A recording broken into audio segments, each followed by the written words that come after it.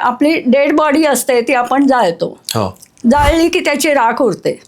मग ती राख काय असते? कुठलंही ऑर्गॅनिक मॅटर असतं ते जळतं आणि इनऑर्गॅनिक मॅटर खाली राहतं, ते काही जळत नाही. म्हणजे मी लहान मुलांची दृष्ट काढली मीठ मोहरीने आणि मग ती आपण जाळतो, मग त्यातली मोहरी जळते, मीठ तसंच राहतं. बरोबर. तसं आपल्या बॉडीमध्ये जे इनऑर्गॅनिक मॅटर आहे ते तसंच राहतं. म्हणून मी असं समजते की 12 क्षार हे आपल्या शरीरात ज्या काही ऑर्गॅनिक रिॲक्शन्स वगैरे चालतात त्याच्या ॲपरेटस मध्ये आहे. हा ॲपरेटसचा रोल आहे त्याचा. तर तुमचं ॲपरेटस छान असलं तर मग आतल्या ऑर्गॅनिक रिॲक्शन्स व्यवस्थित होतात. पण ते नीट अरेंज केलेलं नसलं, वेडंवाकडं असलं तर मग त्या रिॲक्शन डिस्टर्ब होतात. आमच्या दृष्टीने नागिण हा रोगच नाहीये. 2-3 दिवसात आम्ही आसा घालवतो. आणि मग शिवाय वातावरणातल्या बदलांमुळे सुद्धा वात शरीरात तयार होतच असतो. तो घालवण्यासाठी मग पुरणपोळी खायची. असं सांगेन की सूर्योपासनेला म्हणजे सूर्याकडे बघायला आपण घाबरायला शिकलेलो आहे. तर तसं घाबरायचं नाही. पण तरी सुद्धा मी असं कितीदा सांगितलं तरी प्रत्येक जण मनातनं घाबरलेला आहे. इथे आपली पिनियल ग्लँड असते, म्हणजे आपण शंकराला 3रा डोळा जो दाखवतो तसा डोळा प्रत्येकाला असतो. आणि तो जर आपण चार्ज केला तर आपल्याला त्या 3ऱ्या डोळ्यांनी पण दिसत असतं. सूर्य उपासना करताना आपण सगळ्या इच्छा आपल्या व्यक्त करायच्या. इच्छा आपल्या कधीच संपत नाहीत. म्हणजे मी आता 14 वर्ष सूर्योपासना केली तरी काही ना काही इच्छा आपल्या पूर्ण व्हायच्या राहिलेल्याच असतात. अटॅक आलेले असताना मला अनेक पेशंटचे फोन येतात की आत्ता मला असं असं झालंय, मी ICUत आहे, पण मी औषधांची अरेंजमेंट करू शकतो, तुम्ही सांगाल का औषधं? पण आत्ता गोळी घेतली आणि आता मला आज रात्री छान झोप लागली आणि मी 8 तास मस्त झोपलो, असं आपल्याकडे औषधच नाही. म्हणजे एक कुठला तरी क्षार घेतला आणि तुम्ही पूर्णपणे बरं झालात. म्हणजे तो जो पदार्थ मी त्याच्यात जो सुरुवातीला घेतलेला आहे त्याचा 10⁻⁻⁶ एवढाच पार्ट त्याच्यात शिल्लक राहतो. आणि मग कन्सिव्ह झाल्यावर पाहिलं तर तिळं. मग आता तिळं कसं आलं? तर मग डॉक्टर म्हणले की एक नॅचरल आहे. आणि मग ते नॅचरल आहे कशावरनं? तर मग ते 8 दिवसांनी लहान असतं. आणि जी इन्सर्ट केलेली असतात ती लॅबोरेटरीत 8 दिवस वाढवून मग इन्सर्ट केलेली असतात.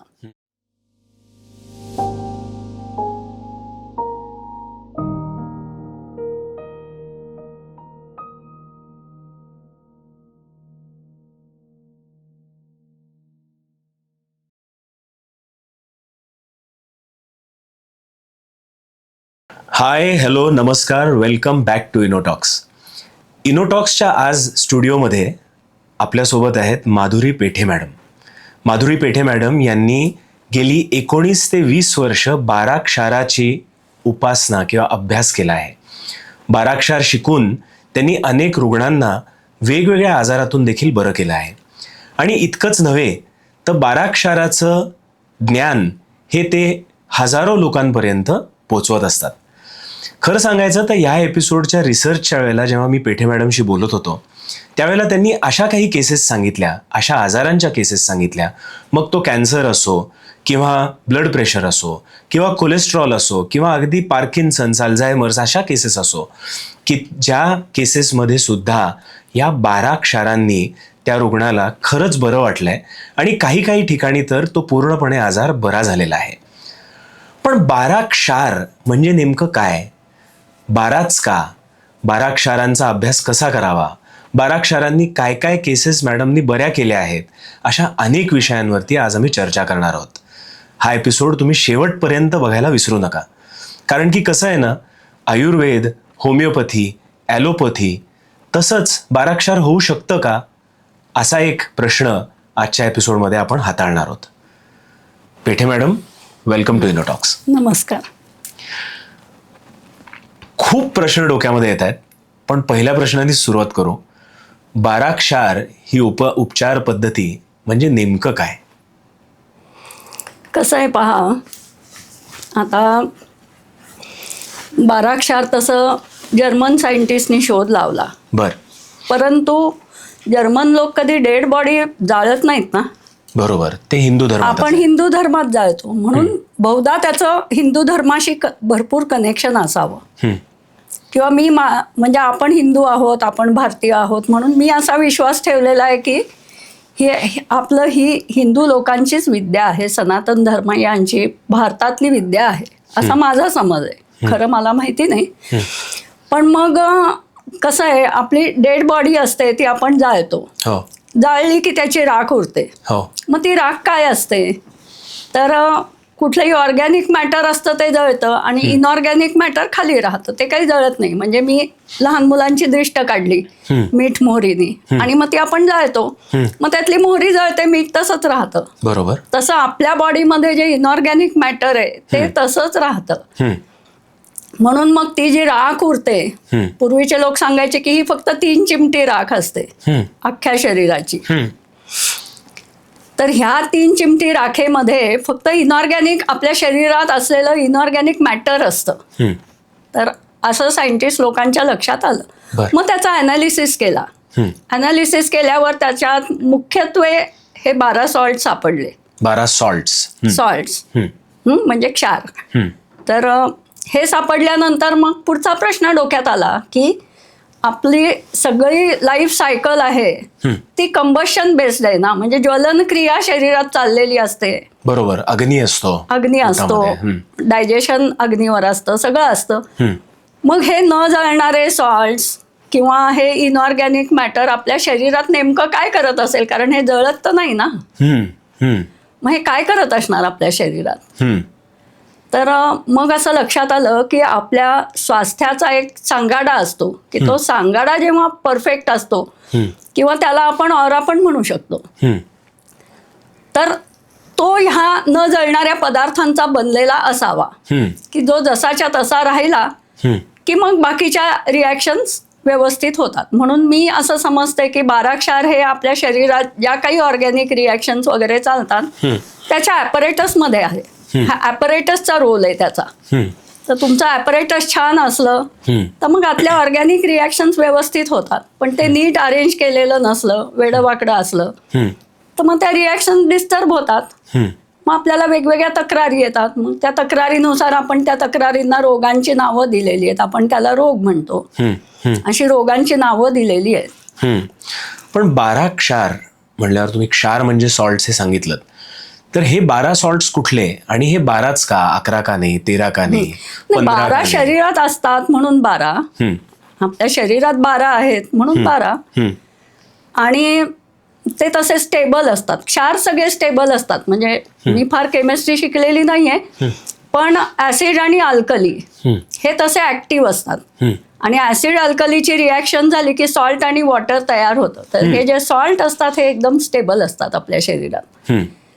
त्यामुळे शरीरात त्याचा आधार जेव्हा शरीराला मिळतो तो स्टेबल असतो. म्हणजे आम्ही जेव्हा 12 क्षार औषधं पेशंट्सना देतो, हळूहळू हळूहळू त्यांच्या तब्येतीला स्टॅबिलिटी येते की मग त्यांना काही दुखणी होईनाशी होतात. किंवा आता फॉर एक्झाम्पल करोना, तर सगळेजण करोनाला घाबरत होते. पण आमच्या इथे जे पेशंट यायचे, डॉक्टरांनी दवाखाने बंद केलेले होते, सगळेजण मास्क वापरायचे वगैरे वगैरे. पण माझ्या घरी जेव्हा पेशंट यायचे ते आमच्या समोर असेच समोरासमोर बोलत असायचे. आम्ही त्यांना औषधं देत असायचो. आम्हाला नाही करोना झाला. बरोबर. तर अशी एक स्टॅबिलिटी येते ह्या क्षारांमुळे. तुम्ही म्हणलात क्षार स्टेबल असतात. शरीराचा सांगाडा किंवा शरीराच्या ऑर्गॅनिक रिॲक्शनचं ॲपरेटस ते तयार होतं. ते जर बॅलन्स्ड असलं तर ॲपरेटस प्रॉपरली अरेंज असतं, म्हणजे स्टॅबिलिटी असते. तुम्ही असं म्हणालात की हे 12 क्षार जे आहेत, तसं जेव्हा आपण डिस्कशन करत होतो त्यावेळेला कॅल्शियम असं एक नाव तुम्ही सांगितलं होतं. आणि तेव्हा डोक्यामध्ये आलेली कल्पना अशी होती की ऑस्टिओपोरोसिस, खूप वयस्कर लोकांना ऑस्टिओपोरोसिस होतो किंवा काही जणांमध्ये टेंडन्सी असते, तेव्हा ॲलोपॅथीचे डॉक्टर कॅल्शियम हे देतात. कॅल्शियमचे इंजेक्शन्स असतात, काही असतात, आणि त्याच्याने त्यांची हाडं थोडी तरी भरभक्कम होत असतात. म्हणजे तो सांगाडा थोडासा नीट होत असतो असं मी अॅनलाइज केलं. करेक्ट. पण तसे मग 12 बरोबर आहे. पण हे 12 क्षार कुठले, तर आपल्या 12 क्षारामध्ये कॅल्शियमचे 3 सॉल्ट्स आहेत. बर. आणि तिन्ही सॉल्टचं फंक्शन वेगळं वेगळं आहे. म्हणजे कॅल्शियम जे बाहेर एकच मिळतं तर ते एकच नसतं, त्याचे 3 सॉल्ट आपल्या शरीरात आहेत. म्हणून आम्हाला बरेचदा असं वाटतं की 12 क्षार ही ऍडव्हान्स पॅथी आहे ॲलोपॅथीपेक्षा. कारण त्याची आणखीन वेगळी वेगळी कारणं आहेत, मी तुम्हाला वेळोवेळी सांगेन.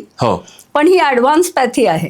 म्हणून मग कॅल्शियम म्हटलं तर आपल्याला कॅल्शियमच्या गोळ्या चॉकलेट सारख्या खायला देतात मुलांना, किंवा आपण घेत असतो, कधी स्प्रे मिळतो कॅल्शियमचा किंवा कॅप्सूल्स मिळतात. बरोबर. तर ते हे आपलं कॅल्शियम नाहीये.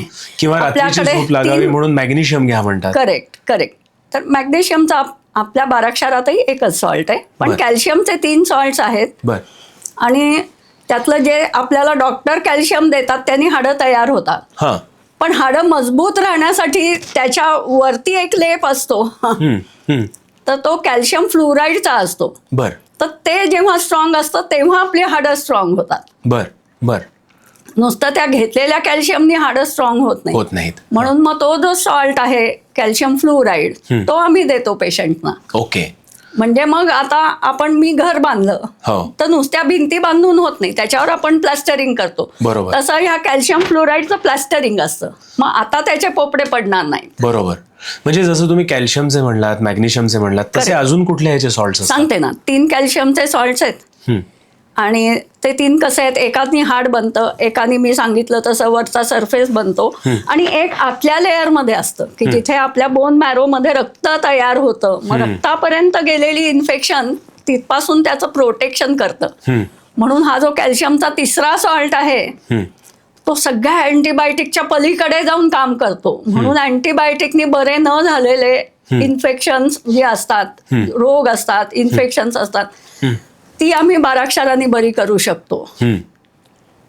रक्तापर्यंत, हाडापर्यंत गेलेली इन्फेक्शन त्यांनी बरी होतात. बरोबर. तर हे 3 झाले कॅल्शियमचे. हो. मग 3 सोडियमचे असतात. बर. तर ते सोडियमचे जे सॉल्ट्स असतात ते आपल्या शरीरातल्या फ्लुइडमध्ये काम करतात. म्हणजे आपली ऍसिडिटी, मग आपली इन्फेक्शन्स, आणि आपली प्रतिकारशक्ती किंवा आपलं प्रोटेक्शन, किंवा मी झाडांना वगैरे घातलं तर पेस्टिसाइड्स, की जे आपल्या शरीरावर कुठल्या बॅक्टेरियाचा हमला झाला तर त्या बॅक्टेरियाजना मारणारे. म्हणजे एक आहेत ते व्हायरसला मारणारे आहेत, एक आहेत ते बॅक्टेरियाजना मारणारे आहेत, आणि 3रा आहे ते आपली ऍसिडिटी कमी करणारे आहे. असे 3 सोडियमचे सॉल्ट्स असतात. ओके. मग 3 पोटॅशियमचे सॉल्ट्स असतात. तर हे जे पोटॅशियम जे असतं ते आपल्या सेलच्या आतमध्ये जो न्यूक्लियस असतो तिथे असतात. म्हणजे त्याचा रोल खूप महत्वाचा असतो. किंवा कुठलंही इन्फेक्शन तिथपर्यंत पोचलं न्यूक्लियस पर्यंत तर मग आपल्याला पोटॅशियमचे सॉल्ट्स वापरावे लागतात. मग आपला ब्रेन असतो, किंवा महत्वाचे जे ऑर्गन्स असतात, किंवा नर्वशी रिलेटेड जी दुखणी असतात तिथे हे पोटॅशियमचे सॉल्ट्स काम करतात. मग आपल्याकडे त्याच्यात एक ब्रेन टॉनिक असतं, एक बेसिक ब्रेन सेल्स तयार करण्याला मदत करणारा तो पण एक पोटॅशियमचा सॉल्ट आहे. आणि 3रा एक आहे की तुम्हाला जेव्हा इन्फेक्शन होतं ते जर न्यूक्लियस पर्यंत जाऊन पोचलं तर तुम्हाला त्याची रिॲक्शन शरीरभर येते. म्हणजे तुम्हाला ताप येतो, किंवा तुम्हाला अंगभर रॅशेस येतात. मग तिथे त्या प्रकारच्या इन्फेक्शन मध्ये हा पोटॅशियमचा सॉल्ट काम करतो. म्हणून ते आपल्याला 12 क्षारातलं एक प्रकारचं क्रोसिन म्हणू शकतो, की आपला ताप त्यांनी जातो. बरोबर. हा. पण नुसता ताप जात नाही, आपल्या शरीरात जे न्यूक्लियस पर्यंत पोचलेलं इन्फेक्शन असतं ते त्यांनी जातं. बरोबर. म्हणून मग आपल्याला कांजण्या, नागिण किंवा गोवर असे जे रोग असतात ज्याच्यात अंगभर रॅशेस येतात त्या सगळ्यावर ते काम करतं, आणि इतकं सुंदर काम करतं. बरोबर. आता नागिण वगैरे आपण जे म्हणतो, आमच्या दृष्टीने नागिण हा रोगच नाहीये. 2-3 दिवसात आम्ही आसा घालवतो. बर. ज्याच्यासाठी लोक कधी कधी म्हातारपणी जर नागिण झाली तर वर्ष त्याच्यासाठी.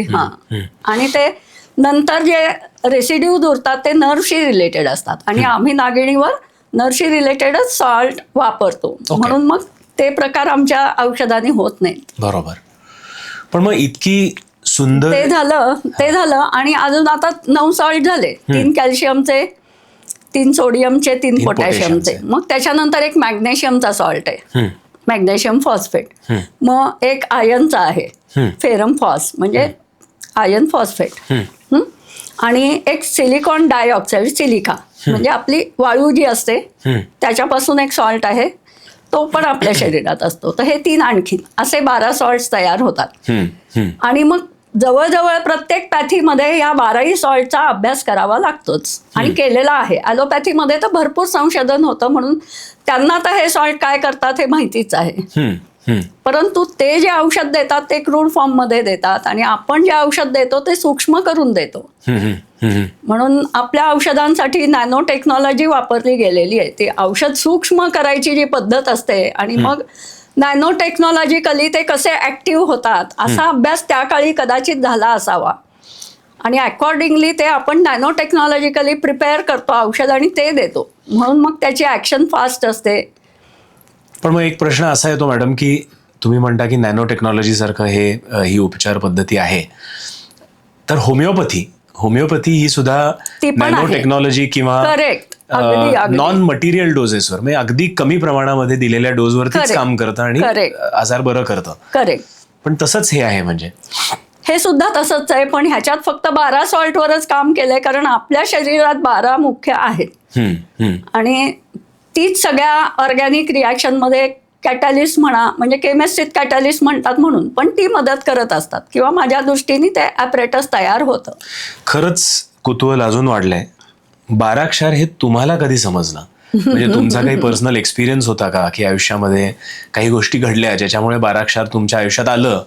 आणि करेक्ट. ॲक्च्युअली मगाशी सांगायचं राहिलं, पण मी स्वतः MSc मॅथमॅटिक्स आहे आणि मला बायोलॉजीचं काहीच ज्ञान नाही, परंतु माझे मिस्टर डर्मॅटॉलॉजिस्ट आहेत. आमच्या घरात सगळेजण ॲलोपॅथी डॉक्टर आणि माझा सुद्धा ॲलोपॅथीवरच विश्वास, म्हणजे आम्ही सगळे ॲलोपॅथीवालेच ना. आणि घरात औषधं मिळत आहेत. माझ्या सासूबाई BJ मेडिकलच्या हॉस्टेलच्या वॉर्डन होत्या, त्यामुळे पुण्यातले सगळे डॉक्टर आमच्या ओळखीचे आणि चांगल्यात चांगले डॉक्टर आम्हाला माहिती, ते आमचे फॅमिली फ्रेंड, आम्हाला VIP ट्रीटमेंट असं सगळं असायचं, म्हणून आम्हाला नेहमीच छान ट्रीटमेंट मिळायची आणि we were proud of that. पण एकदा असं झालं की माझ्या डोळ्यांनी मला 2-2 दिसायला लागलं. डिप्लोपिया म्हणतात तसा तो झाला आणि मग बऱ्याच टेस्ट केल्या, पण म्हणजे टेस्टमध्ये आपल्याला काय झालंय हे कळतंच, पण त्या टेस्टमध्ये आपल्याला उपाय कळत नाहीत ना, तर ते उपाय कुठलेच नव्हते आणि मला खूप स्टिरॉइड्स घ्यायला लागायची आणि मग त्यांनी शरीर सगळं खराब झालं, वजन वाढलं, इन्फेक्शन पटापटा व्हायला लागली, पायातली ताकद जायला लागली आणि मग माझ्या लक्षात आलं की हा आता बरा नाही होत आहे रोग. 5-6 वर्ष काढली मी त्याच्यात, त्या डोळ्याच्या त्रासात. आणि मग मी घरात अडकून पडले आणि माझे इंजिनिअरिंग मॅथ्सचे क्लासेस होते, ते क्लासेस मी कसे बसे चालू ठेवले. घरातच माझी मोठी छान क्लासरूम होती आणि बोर्डवर मोठ्या मोठ्या अक्षरात शिकवायचं असायचं, म्हणून I use to manage that. कारण काही केलं तरी डोळ्यांना त्रास होणार म्हणून मी TV बघू शकत नाही, मी वाचन करू शकत नाही, स्वयंपाक कसा बसा उरकायचा, पण मग क्लास घेऊ शकत होते, म्हणून माझे क्लासेस चालू राहिले. पण 6 वर्ष मी घरात अडकले. मग एक दिवस माझ्या डोक्यात असा प्रकाश पडला की आपल्याला जी दुखणी झाली आहे ती ह्यांच्या सिलेबसच्या बाहेरची आहेत. आपल्याला बाहेरून काहीतरी उपाय शोधायला पाहिजे, त्याशिवाय आपल्याला बरं नाही होता येणार. आणि मी 40ची होते. 40ला माणसाला घरात अडकून राहणं हे खूपच खटकतं ना.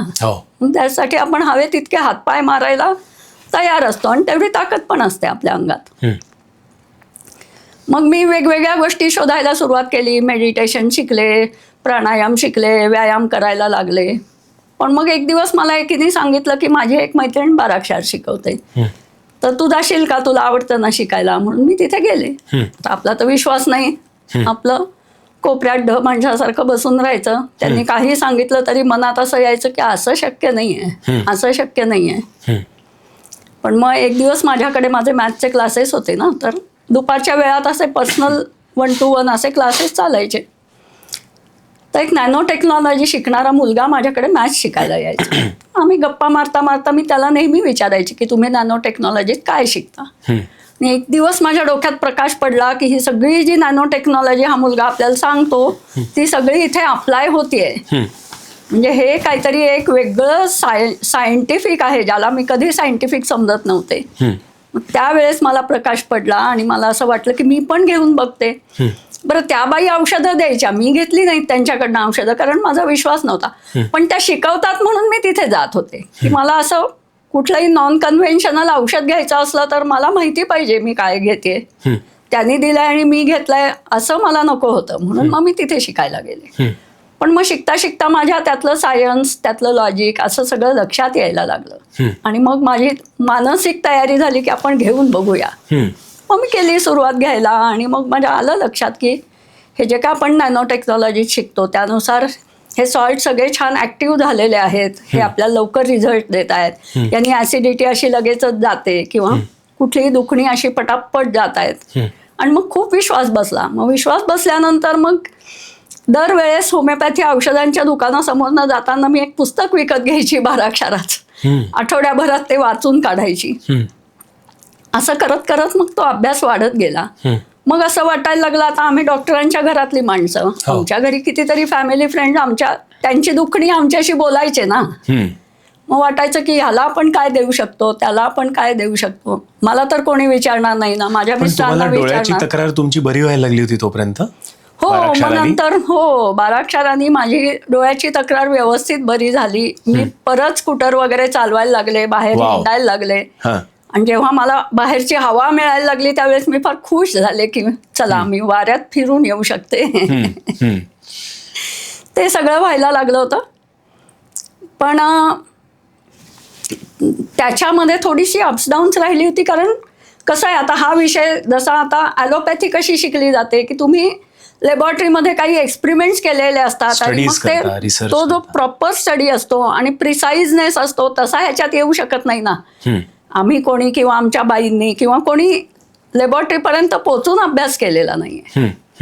हे अनुभवाने आलेलं एक करेक्ट उपचार पद्धती आहे. हा, म्हणजे जेव्हा डिझाईन झालं तेव्हा केलं असेल, सायन्स आहेच त्याच्यामध्ये, पण सायन्स आहे. आणि जेव्हा त्याचा शोध लागला त्यावेळेस एक्सपेरिमेंट नक्कीच झाले असतील, पण नंतर आम्हाला कोणाला किंवा आमच्या बाईंना वगैरे ह्या लोकांना लॅबॉरेटरीपर्यंत अप्रोच नव्हताच. तिथे एंट्री कुठेच नव्हती. म्हणून मग आम्ही सगळ्यांनी अनुभवाने शिकलेलं. बरोबर. म्हणजे अप्स डाऊन्स येतात त्याच्यात मला वाटायचं की आपण अजून नीट अभ्यास केला पाहिजे, मग ते कमी होईल. मग मग परत कधी अटॅक आला की पुन्हा पुन्हा औषधं घ्यायची, वेगवेगळ्या पद्धतीने घ्यायची. करत करत ते बऱ्यापैकी गेलं होतं. पण मग नंतर मी सूर्योपासना शिकले आणि मग ते पूर्ण गेलं. मग परत मला कधीही डिप्लोपियाचा अटॅक आला नाही. आणि जी काय एवढा हल्ली स्टिरॉइड्स वगैरे मी घ्यायची, मला अजिबात स्टिरॉइडला स्पर्श करायला लागलेला नाही गेल्या 19 वर्षात. ग्रेट. पण मग असं ते बरं झालं. खरं प्रश्न असा येतो, आणि माझ्याकडे असाच एक स्वतःचा एक्सपिरियन्स आहे. कोविडच्या काळामध्ये मला डोळ्याचा एक प्रॉब्लेम झाला होता आणि या डाव्या डोळ्यामध्ये जवळजवळ 60%-70% दृष्टी गेली होती. आणि त्याला ते सेंट्रल सेरस रेटिनोपॅथी असं ॲलोपॅथीमध्ये सांगितलं होतं. आणि डॉक्टर चांगला होता, डॉक्टरांनी सांगितलं ते रिव्हर्स होईल ऑटोमॅटिकली, काही काळजी करू नको. पण तसंच झालं होतं की मग कामं कशी करायची, एकाच डोळ्यांनी दिसत असेल असा मोठा काळा पॅच दिसायचा. तर त्यावेळेला आयुर्वेद कामी आलं होतं. आणि आयुर्वेदमधले आमचे डॉक्टर वैभव मेहता, त्यांच्याबरोबर आम्ही 1-2 एपिसोड्स पण केलेत. त्यांनी जवळजवळ 6 महिने औषधं बदलत तो पूर्णपणे रोग किंवा ती तक्रार त्यांनी 6 महिन्यामध्ये घालवली. म्हणजे हे सांगण्याचं कारण इतकंच की जरी आपल्याला लॉजिकली पटत नसेल की प्रत्येक औषध किंवा प्रत्येक गोष्ट ही रिसर्चनी, डबल ब्लाइंड स्टडीजनी, खूप साऱ्या सायन्सनी प्रूव्ह झाली नसली तरी त्याचा अनुभव घेतल्याने कदाचित समजा आपली तक्रार जात असेल तर ते ट्राय का नाही करावं.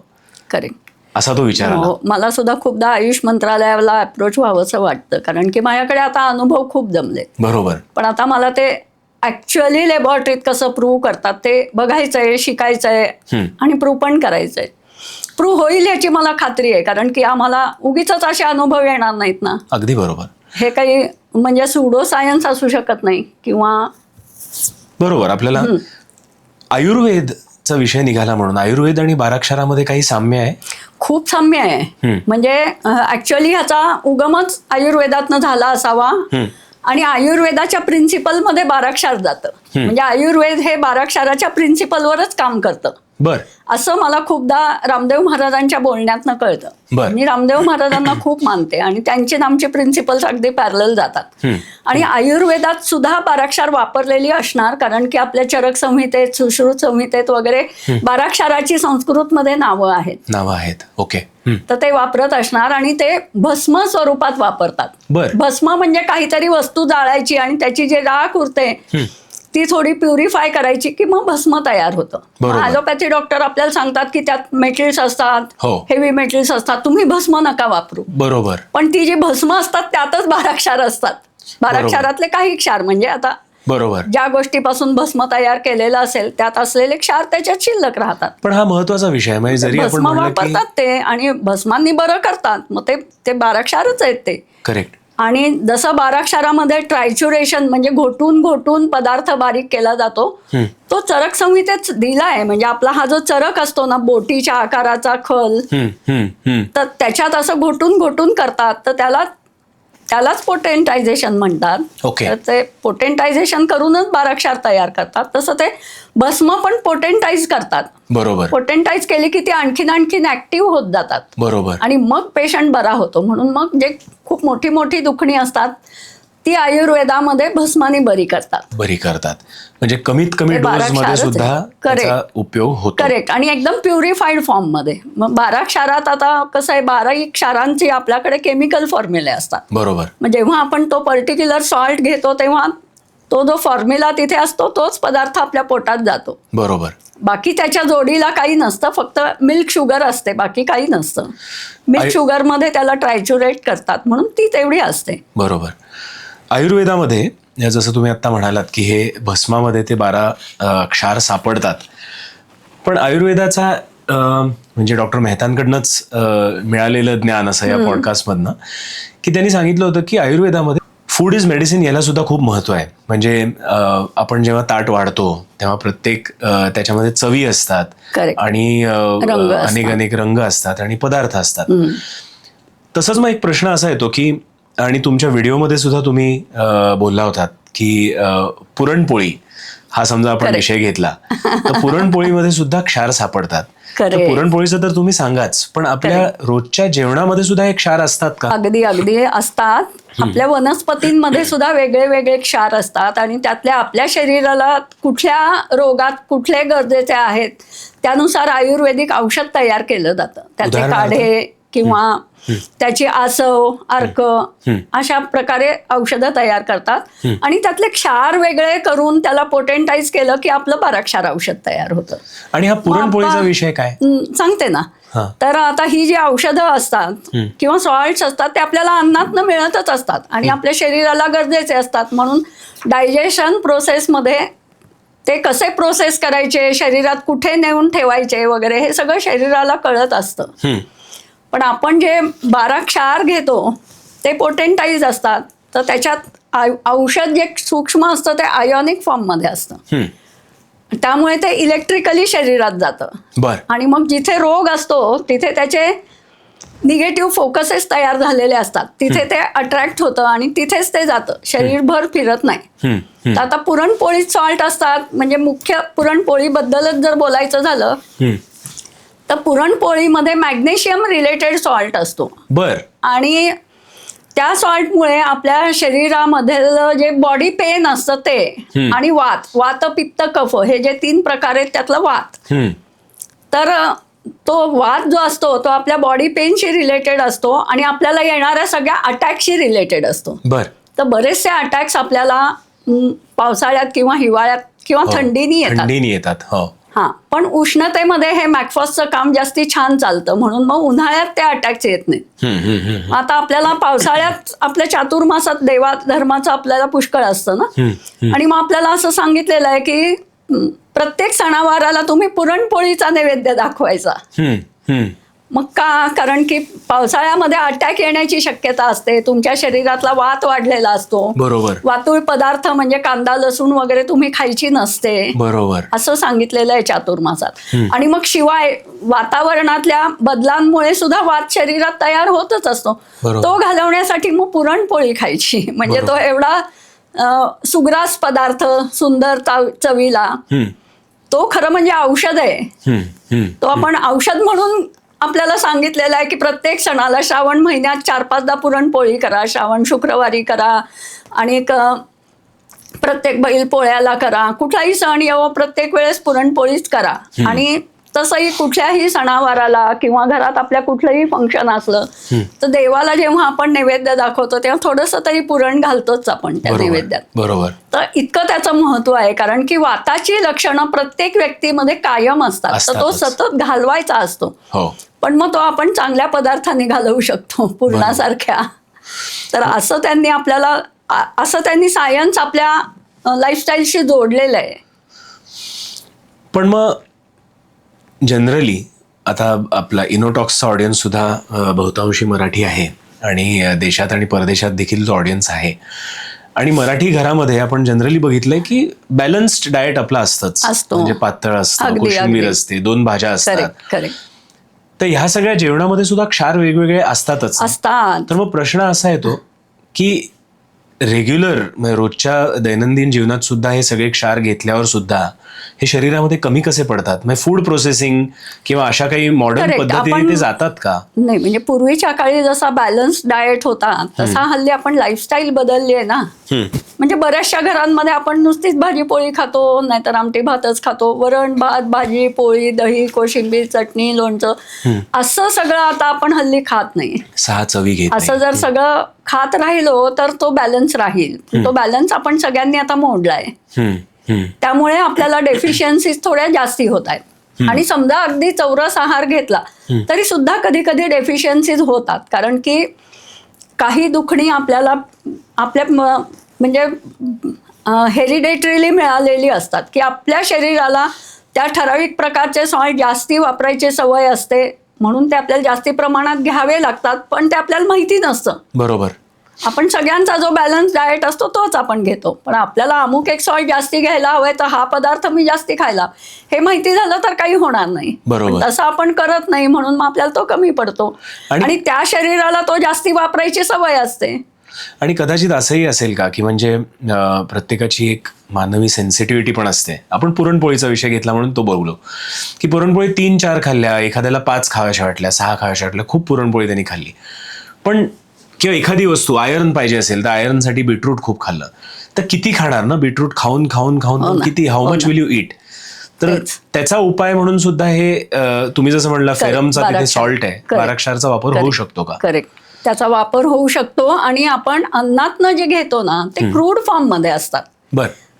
ते काही असे पोटेंटाईज केलेले नसतात. पोटेंटाईज असतात त्याचा लगेच उपयोग होतो. बरोबर. आणि अन्न आपल्याला डायजेस्ट करायला लागतं. डायजेस्ट करून करून ते जेव्हा तेवढ्या नॅनो फॉर्म मध्ये येतं तेव्हा ते योग्य जागी पोहोचू शकतं. बरोबर. तर म्हणजे मी तुम्हाला सगळ्यांना आठवत असेल की आपण जेव्हा आयर्नच्या गोळ्या घेतो तेव्हा 3-4 महिन्यांनी आपल्याला ताकद येते. बरोबर. आणि आमचा जो आयर्नचा फेरमपॉस म्हणून सॉल्ट आहे, बरोबर, आता आज माझ्या घरी काहीतरी कार्यक्रम आहे, आज मला खूप एक्झर्शन आहे, भरपूर मला मेहनत करायची, मी सकाळी उठून एक फेरमपॉसची गोळी घेतली तर दिवसभर मी भरपूर काम करू शकते आणि रात्री मी थकलेली नसते. बरोबर बरोबर.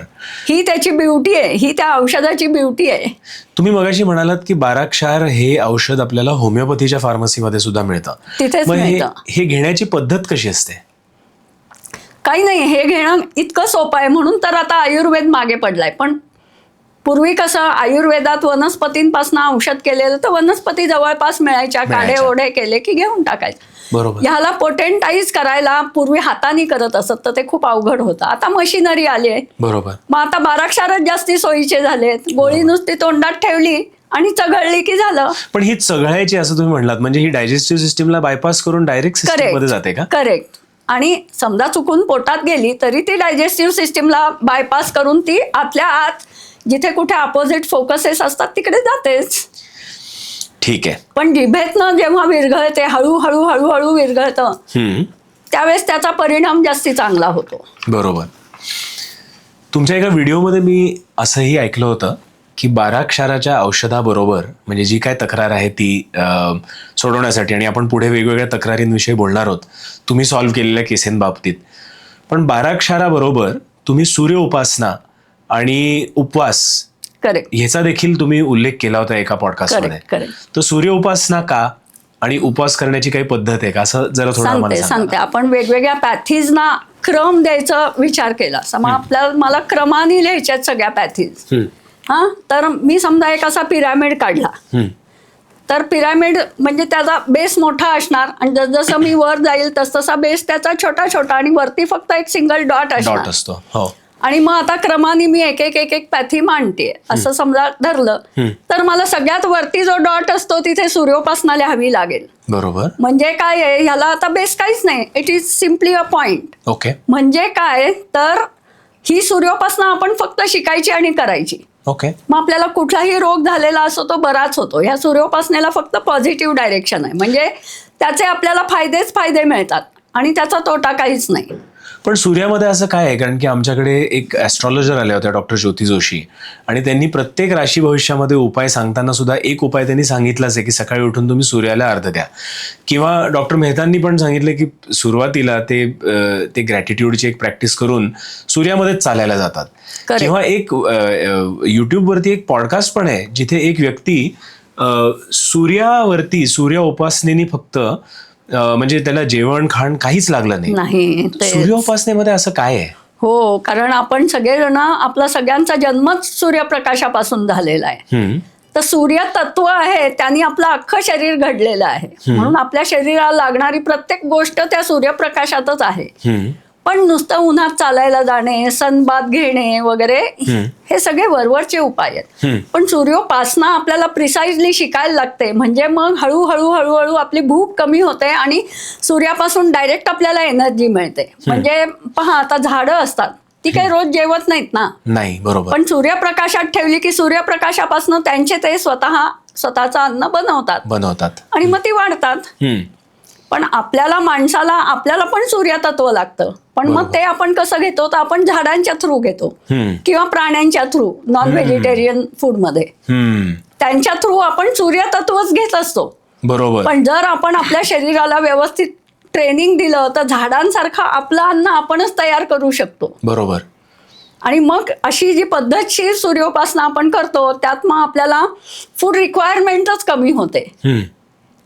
आणि मग एक सॅटिस्फॅक्शन लेव्हल खूप असते. म्हणजे कधीतरी आपल्याला अडचणी आल्या की जो दुःख किंवा दडपण असलं, काही स्ट्रेस असला की तो जो आपल्यावर, त्या सगळ्याचा परिणामच होत नाही. बरोबर. आपल्याला कंटिन्युअस एनर्जी मिळतच राहते. बरोबर.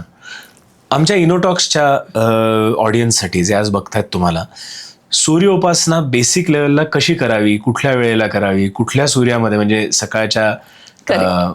करेक्ट. तर मी सगळ्यांना असं सांगेन की सूर्योपासनेला म्हणजे सूर्याकडे बघायला आपण घाबरायला शिकलेलो आहे.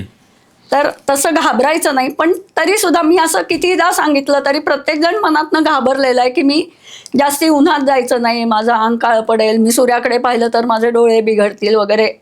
हे जे गैरसमज आहेत त्या गैरसमजांना धरून म्हणजे आपल्याला सेफली सूर्योपासना करायची असली तर आपण सकाळच्या कोवळ्या उन्हात सूर्योपासना करायला सुरुवात करायची. आणि मग काही म्हणजे सूर्योपासक गुरूंनी असं सांगितलं की तुम्ही 10 सेकंदांनी सुरुवात करा, मग 10 सेकंद वाढवा, अशी 45 मिनिटापर्यंत न्या सूर्याकडे. पण मी असं सांगितलंय की तुम्ही सूर्योपासना म्हणजे सूर्याकडे बघायला सुरुवात कराल तर प्रत्येकाची डोळ्याची कपॅसिटी किंवा स्ट्रेंथ वेगळी वेगळी असते. तर तुम्ही कोवळ्या उन्हात सूर्याकडे बघा आणि किती वेळ तुम्हाला नीट बघता येत आहे ते एक आठवडाभर करून नोट करा. कोणाला 15 मिनिटं येईल, कोणाला 10, कोणाला 5. माझ्यासारख्या व्यक्तीला जिला डोळ्याचा त्रास आहे तिला 2 मिनिटं पण जमणार नाही. तर मग ते नोट करा आणि तिथून सूर्योपासनेला सुरुवात करा. मग माझी समजा 15 मिनिटं आली तर 15 मिनिटांनी सुरुवात करा. रोज त्याच्यात 10-10, 20-20 सेकंदांची भर घाला. परंतु सूर्योपासना म्हणजे सन बेदिंग आपल्याला एक तासभर करायला पाहिजे, म्हणजे आपल्याला त्याचे बेनिफिट्स मिळतात. पण त्याच्यामध्ये आयडियली सूर्याकडेच बघायला लागतं. पण प्रत्येकाची सुरुवातीला ती कपॅसिटी नसते. म्हणून आपल्या कपॅसिटीनुसार आपण आपली वेळ ठरवायची, त्यात हळूहळू भर घालायची. आणि मग नंतर ज्यावेळेस आपले डोळे दिपतील किंवा आपल्याला सूर्याकडे बघता येईन असं होईल त्यावेळेस डोळे मिटून सूर्याकडेच तोंड करून बसून राहायचं 1 तासभर. आपल्या पापणीतनं सुद्धा पापणीतनं जो सूर्य जातो त्यांनी आपल्या डोळ्यांना पापणीमुळे प्रोटेक्शन मिळतं आणि सूर्यप्रकाश आत जातो. आणि इथे आपली पिनियल ग्लँड असते, म्हणजे आपण शंकराला 3रा डोळा जो दाखवतो तसा डोळा प्रत्येकाला असतो. आणि तो जर आपण चार्ज केला तर आपल्याला त्या तिसऱ्या डोळ्यांनी पण दिसत असतं, किंवा त्याला आपण आज्ञाचक्र म्हणतो. म्हणून शरीरातली सगळी फंक्शन्स कशी प्रॉपरली कंडक्ट करायची ते त्या आज्ञाचक्रावरनं ठरतं. तर ते तुमचं हळूहळू चार्ज होतं. म्हणून एक तासभर असं सूर्याच्या समोर आपल्या कपाळावर ऊन पडेल अशा तऱ्हेने बसून राहिलं की आपल्याला फायदे व्हायला लागतात. मग हळूहळू सूर्याकडे बघण्याची वेळ वाढत जाते आणि याला अप्पर लिमिट नसते. तुम्हाला एकदा जमायला लागलं आणि वेळ असला तर तुम्ही किती वेळ बघू शकता. पण स्वतःला प्रोटेक्ट करून या गोष्टी करा. मी कोणाला सोडवायला जाऊ शकत नाही, पण मी हळूहळू कसं करू शकता हे सांगू शकते. आणि कधीतरी करता करता आपला बॅलन्स सुटतो. मला छान वाटतंय म्हणून आपण बघतो आणि मग नंतर आपल्या डोळ्यासमोर अंधारी येते आणि मग आपल्याला वाटतं माझ्या डोळ्यांना काहीतरी झालंय. मग ते कधीही परमनंट नसतं. थोडे दिवस डोळे मिटून सूर्योपासना केली की सूर्योपासनेनेच ते जातं. त्याच्यासाठी काही सूर्योपासना थांबावी पण लागत नाही. पण आपल्याला थोडा त्रास होतोय तर डोळे मिटून सूर्योपासना करा. काही दिवसांनी ते जाईल. मग परत डोळे उघडे ठेवून करायला लागा. असं केलं की होतं. It is very very safe. म्हणजे आजपर्यंत मी आता 2011 पासून सूर्योपासना करते. तर 14 वर्ष झालेली आहे. 14 वर्षात मी इतक्या जणांना सूर्योपासना शिकवली आहे, पण अजूनपर्यंत कोणाच्याही डोळ्यांना काहीही झालेलं नाही. प्रत्येकाला फायदाच झालेला आहे आणि त्याचे फायदे इतके अनगिनत आहेत की ते नुसता तुमचा रोगच नाही बरा करत, पण ते तुमचं भविष्य बदलू शकतात. ते ऍक्च्युअली ही जी सूर्योपासना ही आपल्याला मुंजीमध्ये शिकवलेली आहे, पण त्यावेळेस कोणी त्याची गहराई किंवा त्याचे गुणधर्म समजावून दिलेले नाहीत. पण आपल्याला जी संध्या आयुष्यभर करायला सांगितले तर ही संध्या सूर्योपासना आहे. आणि संध्या ही त्रिकाल संध्या असते. म्हणजे दिवसातनं 3दा करायची असते. प्रातः संध्या, मध्यान्ह संध्या म्हणजे 12 वाजता केलेली, आणि सायं संध्या म्हणजे संध्याकाळी सूर्योपासना. अशी 3दा तुम्ही सूर्योपासना करायला सांगितलेली आहे. आणि ती केल्यानंतर तुम्ही शिक्षणासाठी तयार होता. मग ते मुंज झाली की मग तुम्ही विद्यार्जनाला सुरुवात करायची. म्हणजे तुम्ही तुमचा ब्रेन शार्प करून घ्यायचा. मग तुमचं विद्यार्जन खूप चांगलं होऊ शकतं. आणि आपल्याला जाणवतं की म्हणजे असे कितीतरी गोष्टी आहेत ज्या सायन्सच्या पलीकडे आहेत, पण त्या आपल्या सनातन धर्मामध्ये सायंटिफिकली प्रूव्ह झालेल्या आहेत. तिथपर्यंत आपलं सायन्स आत्ताचं जे आहे ते तिथपर्यंत अजून पोचलं नाही. पण इतकं डेप्थमध्ये कुठल्याही नॉलेजच्या जायचं असेल तर तुमचा ब्रेन तितका शार्प असावा लागतो. म्हणून मग तुम्ही सूर्योपासना करूनच ते अचीव्ह करू शकता. म्हणून मग कोणे एके काळी संध्या करून ब्रेन शार्प करून हे ज्ञान दिलेलं आहे लोकांना, आणि मग एवढी प्रगती झालेली आहे. किंवा गायत्री मंत्र सुद्धा. गायत्री मंत्र पण हे सूर्याचीच उपासना आहे. पण ह्या सगळ्याचे परिणाम थोडेसे कमी आहेत. सूर्याची अनेक स्तोत्र आहेत, या सगळ्याचे परिणाम थोडे कमी आहेत. किंवा सनचार्ज वॉटर असतं, म्हणजे पाणी तुम्ही काचेच्या बाटलीमध्ये उन्हात ठेवा 7-8 तास, त्यांनी सुद्धा बेनिफिट्स मिळतात. नंतर सूर्यनमस्काराने बेनिफिट्स मिळतात. तर हे सगळे सूर्योपासनेचेच बेनिफिट्स आहेत. हे सूर्योपासनेचेच प्रकार आहेत. पण जेव्हा आपण प्रत्यक्ष बघतो तेव्हाचे बेनिफिट्स आहेत ते खूप खूप मोठे आहेत.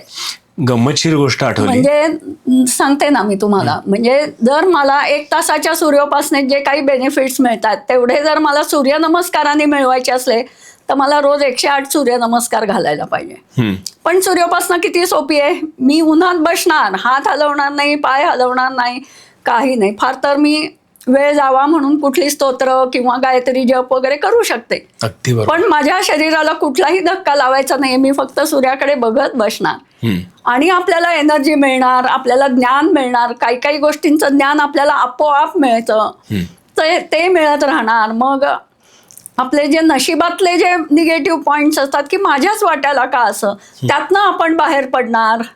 अशा सगळ्या कितीतरी नवलाईच्या गोष्टी त्याच्यात घडतात. तुम्ही सूर्य उपासना कोणाला सांगितल्यामुळे त्यांच्या आयुष्यामध्ये किंवा त्यांचा आजार बरा झाला किंवा काही गोष्टी अपसूक बऱ्या झाल्या, असे काही केसेस सांगा ना. अगदी मी सांगते ना. माझ्याकडे माझा धोबी यायचा. त्या धोबीचा मुलगा एकदम ढ होता, भयंकर. म्हणजे तो KG पासूनच शाळेत जायला रडायचा, एकदम पेदरटच होता. आणि तो 10वीत कसा बसा पास झाला आणि त्याने हट्टाने सायन्स घेतलं. आता आपल्याला तर काही गायडन्स विचारलेला नसतो, त्यांनी घेऊन ठेवलं सायन्स. आणि गरीब तर होताच, त्यामुळे त्याला दडपण यायला लागलं की आता मी पास नाही झालो तर काय व्हायचं. आणि मग 12वीत जसा तो गेला तसं शनिवार रविवार आला की त्याला बरं वाटायचं, सोमवार आला की दडपण. बरं, वडिलांनी त्याला क्लासेस लावून दिले, सगळं झालं. प्रत्येक टीचर त्याला ओरडतोय की अरे तुला काहीच येत नाही. वडिलांना पण सांगायचे हा काही अभ्यासच करत नाही, काही येत नाहीये.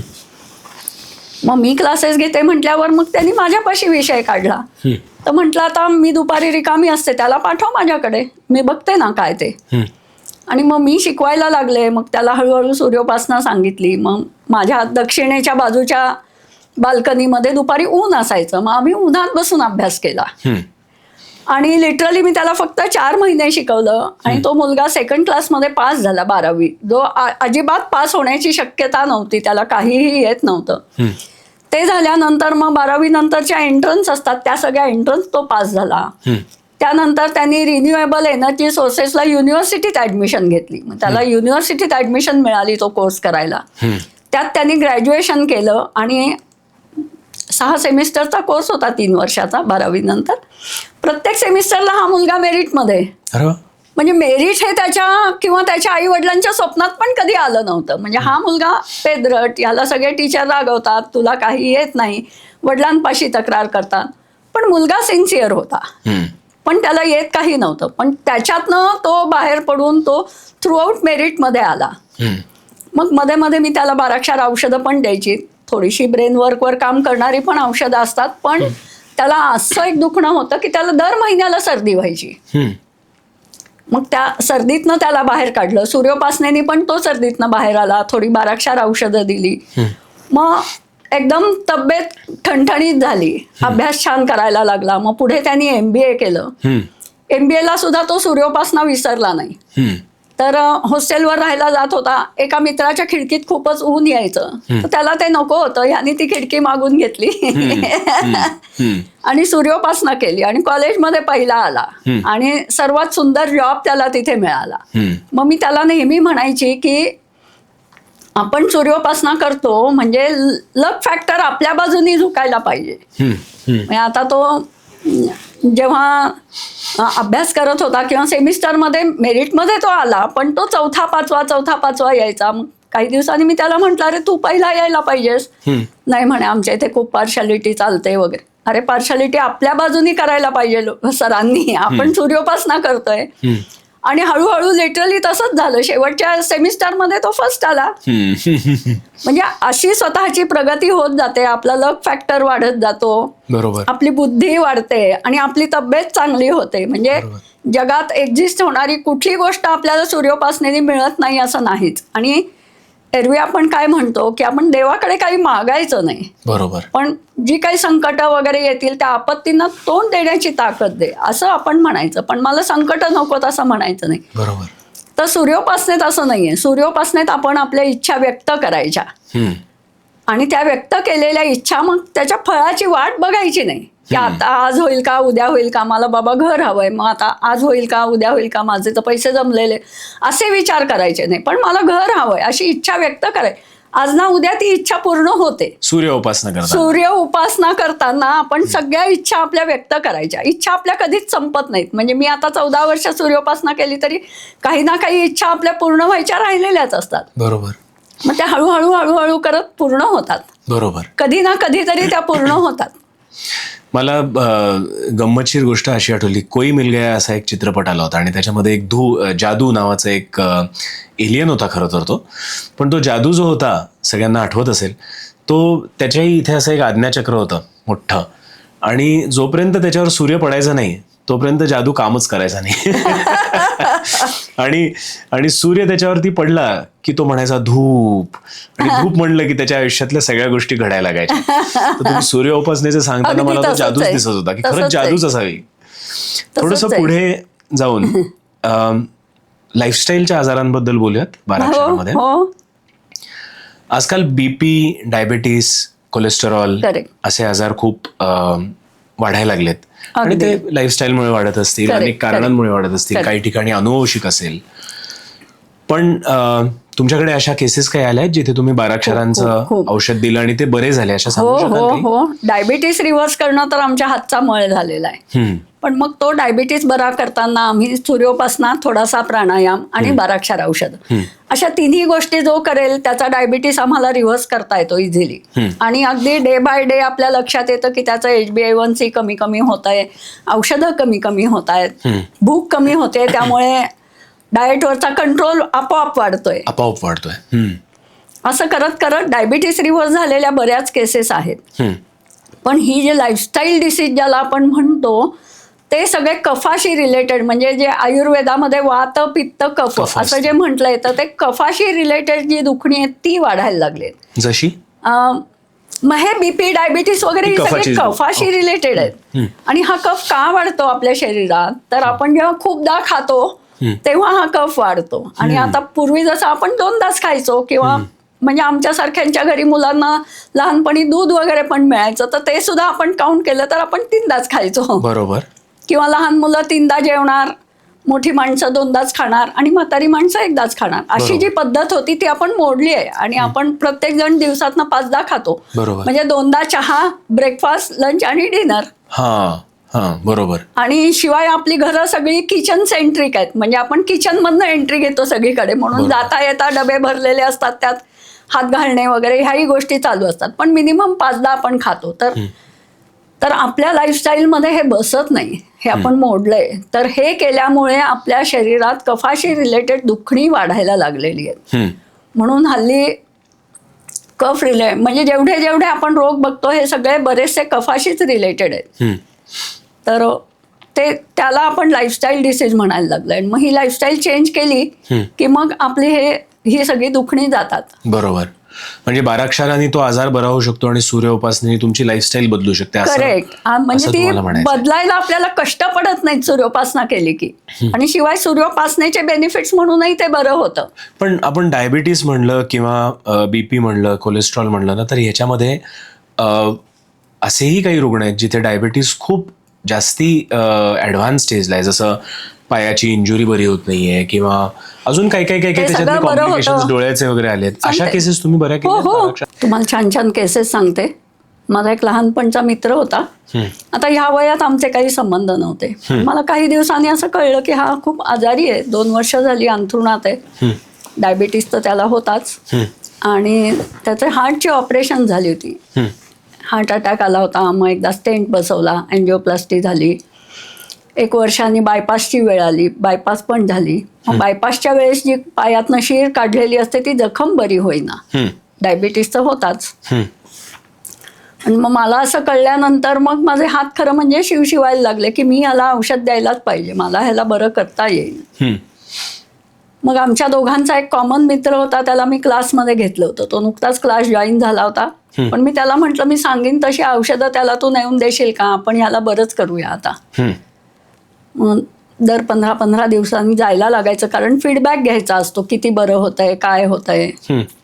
आणि पायाला गँग्रीन झालेलं, आणि माझ्याकडे केस आली त्यावेळेस त्याचा एक अंगठा पण गँग्रीननी काढून टाकलेला होता. आणि दुसऱ्या पायाला आता गँग्रीन होतं, आणि ते पण ॲम्प्यूट करायचं वगैरे असंच चाललेलं होतं. आणि आम्ही औषधं द्यायला सुरुवात केली. आणि तो कधी घ्यायचा कधी नाही घ्यायचा. त्याला सांगितलं होतं तुझ्या प्यायच्या पाण्यातच घालून टाक, म्हणजे तुझ्या लक्षात राहिलं नाही राहिलं तरी पाणी पिताना औषध पोटात जाईल. आणि हळूहळू तो बरा व्हायला लागला, त्याचं गँग्रीन बरं व्हायला लागलं.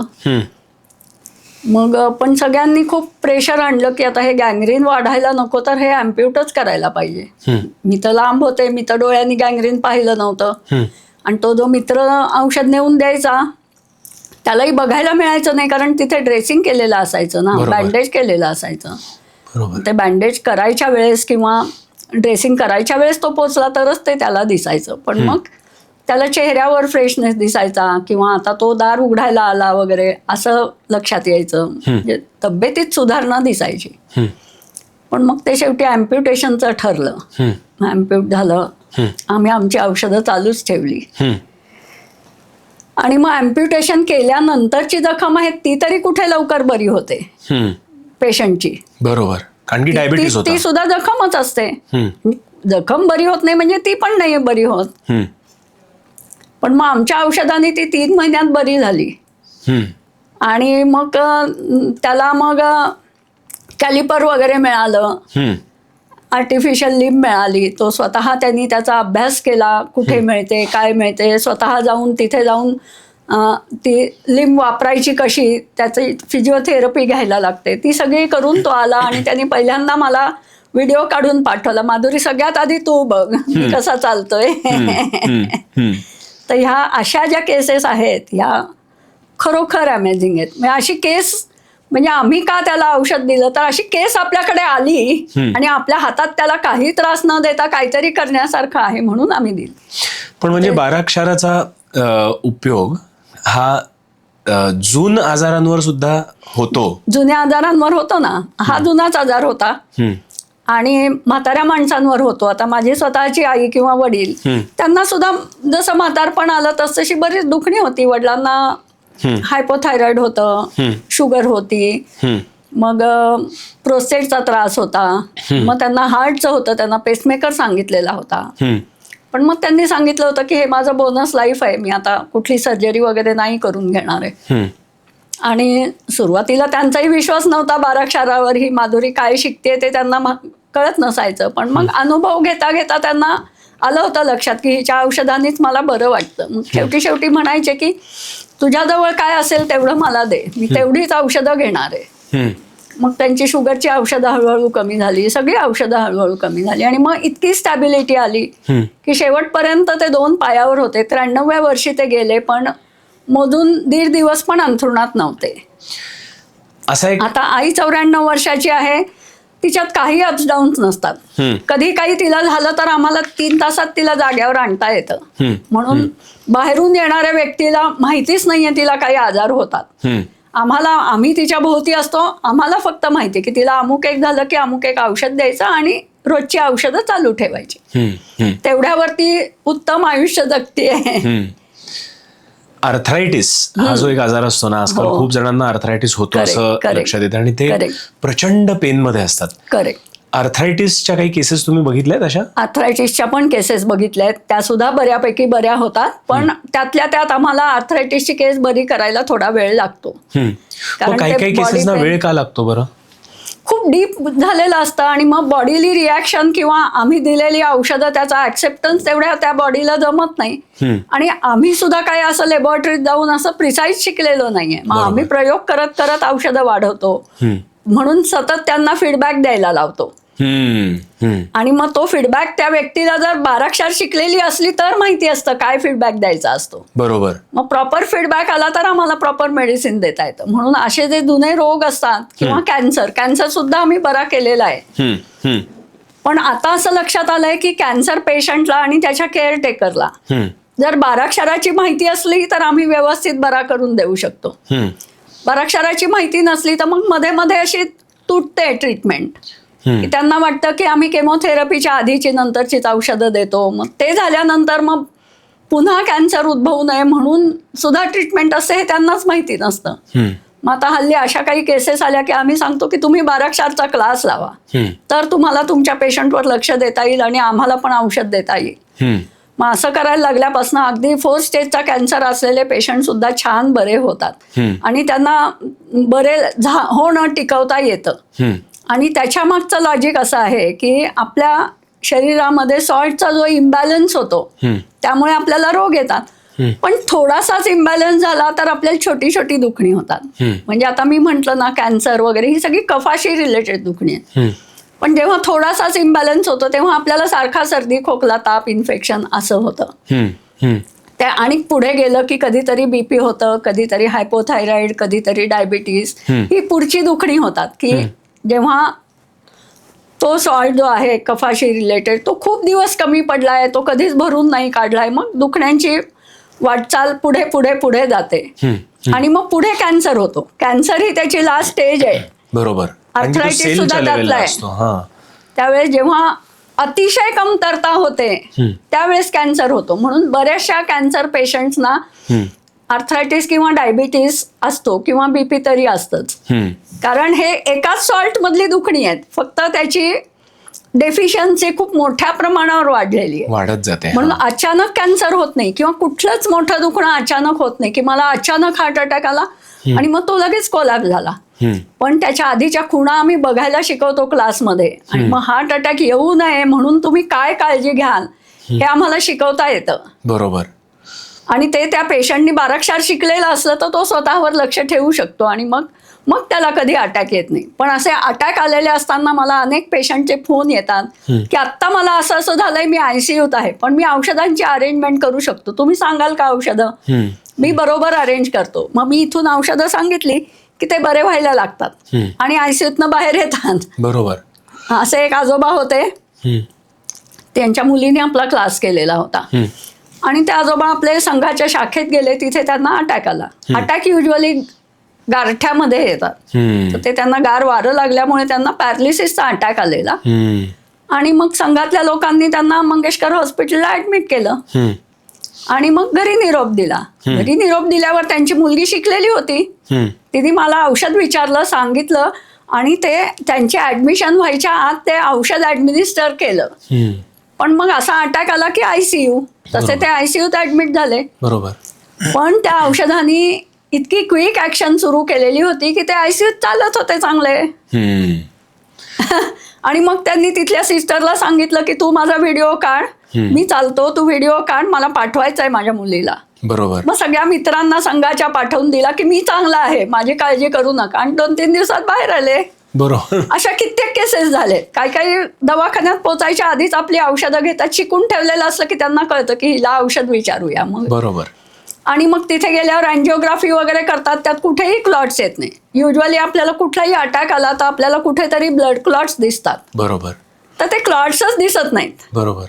एकदा एका पेशंटला असं झालं की त्याला चालताना तोल जायला लागले, सारखं धरून धरून चालायची वेळ आली. तर मग त्यांनी मला विचारलं, त्याची बायको बाराक्षार शिकलेली होती, तिने विचारलं, मी सांगितलं औषध आणि म्हटलं तू दवाखान्यात जाईपर्यंत पेशंट थोडा सेटल होईल. तर मला वाटलं ही आजच जाईल ना, आता हे अटॅक सारखीच गोष्ट आहे, महत्वाचीच गोष्ट आहे, आता ही लगेचच जाणार. तर ती काय लगेच गेलीच नाही आणि मी सांगितलेलं औषध तिने आठवडाभर घेतलं आणि मग पेशंटला नेलं. मग ॲज युजल अँजिओग्राफी ठरली, अँजिओग्राफी केली, ब्रेनचं स्कॅनिंग वगैरे केलं आणि मग बघितलं तर ब्रेनची एक आर्टरी पूर्ण 100% ब्लॉक होती.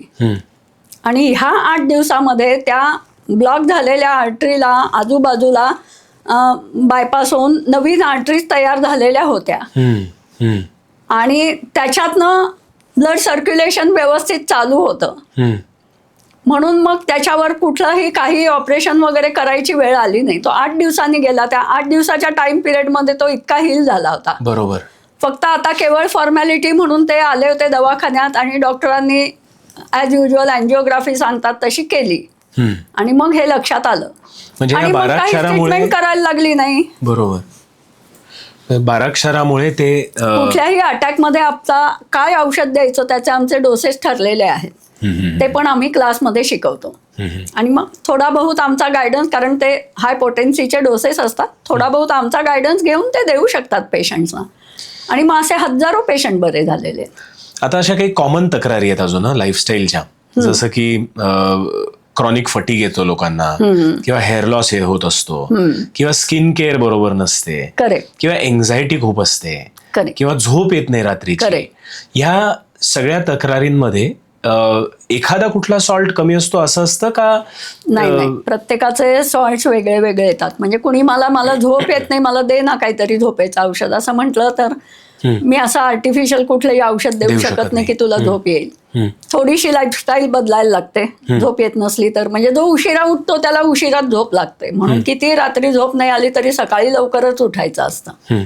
ते पाळलं. आणि शिवाय आपली औषधं प्रत्येक व्यक्तीची वेगळी येतात, ती आम्ही काढून दिली तर त्याचे ज्या गोष्टीमुळे त्याला झोप लागत नसते त्या तक्रारी दूर होतात. मुळापाशी पोचावं लागतं. बरोबर. आणि शिवाय सकाळी रोज लवकर उठावंच लागतं रात्री झोप नाही आली तरी. तर मग काही दिवसांनी आपोआप झोप लागायला लागते. पण आत्ता गोळी घेतली आणि आता मला आज रात्री छान झोप लागली आणि मी 8 तास मस्त झोपलो असं आपल्याकडे औषधच नाही. म्हणजे एक कुठला तरी क्षार घेतला आणि तुम्ही पूर्णपणे बरं झालात असं ते होऊ शकत नाही. म्हणजे हे जे क्षार असतात ना ते औषध तयार करण्याचे इन्ग्रेडियंट्स आहेत. बरोबर. 5-6 सॉल्ट्स एकत्र करून त्या तक्रारीवरचं औषध तयार होतं. पण मग इथे कसं असतं की तुम्हाला रोगानुसार औषध नसतं. तुमच्या सगळ्या तक्रारी ओळीने लिहून घेऊन त्या तक्रारी दूर करणारं औषध असतं. म्हणजे रोगाच्या नावावर औषध नसतं, किंवा नाव एकच असलं एंझायटी, तरी प्रत्येकाच्या तक्रारी त्या एंझायटीच्या वेगळ्या वेगळ्या असतात. तर मग त्या तक्रारींवर औषध द्यावं लागतं. अशी कुठली केस आठवते की जिथे एंझायटीमुळे ती व्यक्ती तुमच्याकडे आली होती पण त्याचं मूळ कुठेतरी दुसरीकडेच होतं? हां, पण अशी केस सांगता येणार नाही कारण ते खूप क्लमझी असतं. पण अशा केसेस असतात. आणि एंझायटी आपल्याला घालवता येते. आणि एंझायटी जर लगेच घालवायची असली म्हणजे 12 क्षारांनी थोडा वेळ लागतो असं. आणि ज्याला ती एंझायटी असते किंवा ज्याला डिप्रेशन आलेलं असतं त्याला आपण काही उपदेश करून उपयोग नसतो. त्याला ते माहिती असतं पण त्याला स्वतःला बदलता येत नाही. तर मग अशा वेळेस आम्ही सूर्योपासनेची जोड घ्यायला सांगतो. सूर्योपासना करायला लागल्यानंतर डिप्रेशन आणि एंझायटी ही लगेच जाते. बरोबर. तर मी जे सांगत होते मगाशी सांगता सांगता राहिलं की आपण असा पिरॅमिड तयार करतो आणि सूर्योपासना सगळ्या वरच्या टोकावर असते. मग त्याच्या खाली प्राणायाम असतो. म्हणजे प्राणायामात फक्त तुम्ही 7-8 प्रकारचे प्राणायाम शिकायचे आणि तुमच्या कुठल्या दुखण्यासाठी काय करायचा हे पण शिकून घ्यायचं आणि मग तो तुम्ही करायचा. पण मग तुम्हाला औषध नाही घ्यायला लागत आणि तुम्ही बरे होता. आणि मग 3ऱ्या लेव्हलवर 12 क्षार असतात. म्हणजे तुम्ही फक्त 12 औषधं शिकायची पण हे इन्ग्रेडियंट्स असतात. मग ही 12 औषधं शिकून आपल्या तक्रारी ओळीने लिहून काढायच्या. त्याला आपण होमिओपॅथिक केस पेपर म्हणतो. तसा केस पेपर तयार करायचा. मग काय काय सॉल्ट्स किती किती प्रमाणात कमी पडतात त्या प्रमाणात ते आपल्याला रिफिल करायला लागतात. म्हणून प्रत्येकाचं औषध वेगळं बनतं. मग आमचा क्लास तर बायकांचा आहे म्हणून मग मी सगळ्यांना सांगते की आपला मिसळण्याचा डबा असतो की नाही, त्यात 7 पूड असतात. तसा आपला हा मिसळण्याचा डबा आहे. यात 12 औषधं आहेत. मग आता प्रत्येक पदार्थाची आपली फोडणी वेगळी असते की नाही, तसं आपल्याला काय दुखणं झालंय त्यानुसार आपण औषध तयार करायचं. हे आपले इन्ग्रेडियंट्स आहेत. मग कोणी म्हटलं की अरे मला कॉन्स्टिपेशन झालंय मला औषध दे, तर कॉन्स्टिपेशन या नावाचं औषध नसतं.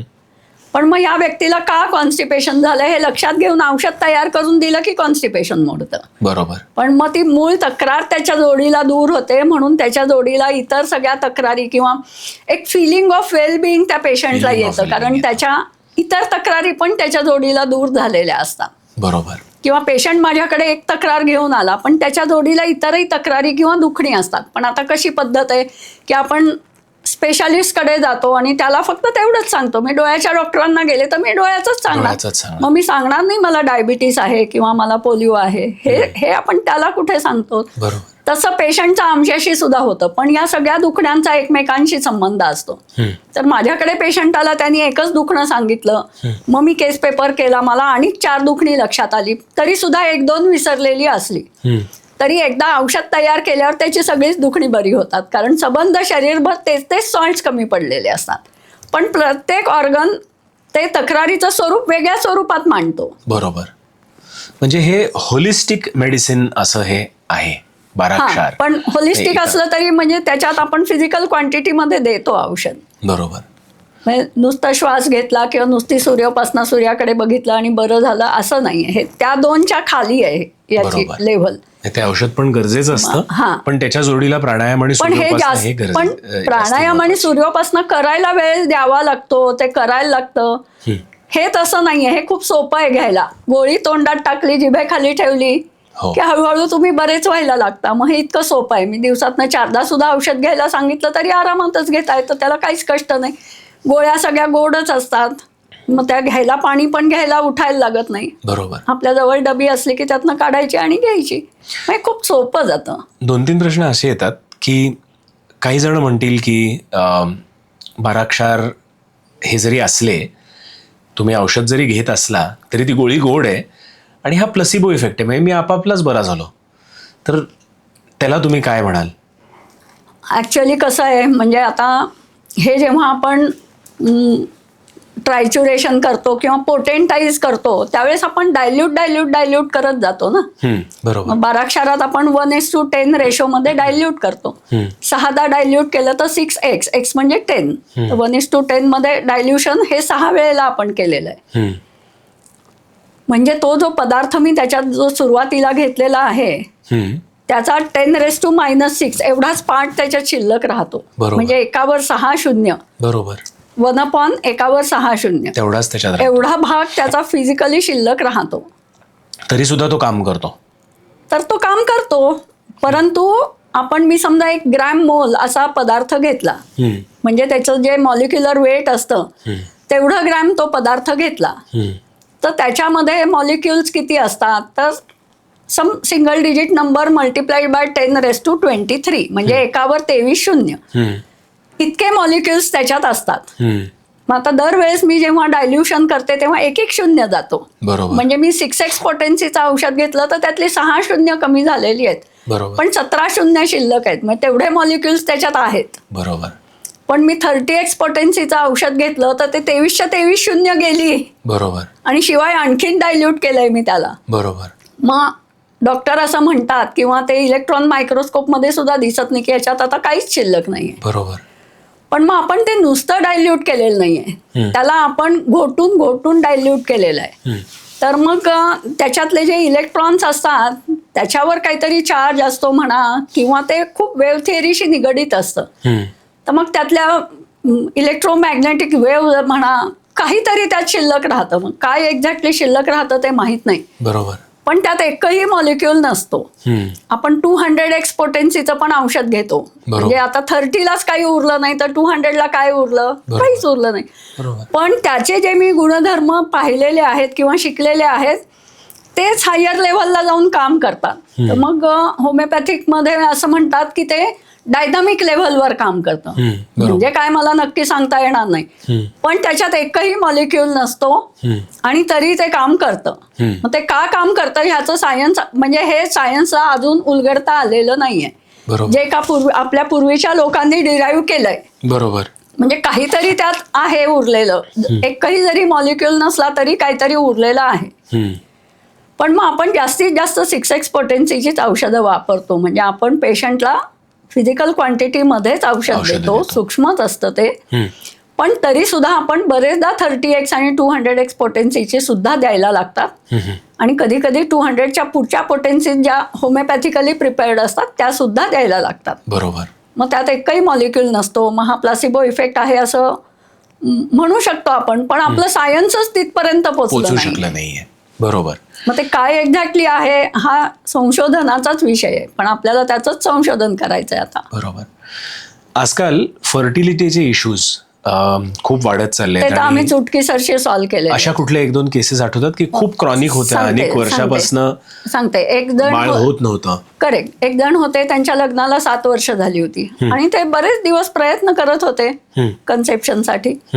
ते काही कन्सिव्ह होत नव्हते. अमेरिकेत राहत होते, तिकडे ट्रीटमेंट घेतली, भारतात ट्रीटमेंट घेतली, IVF केलं, सगळं फेल होत होतं.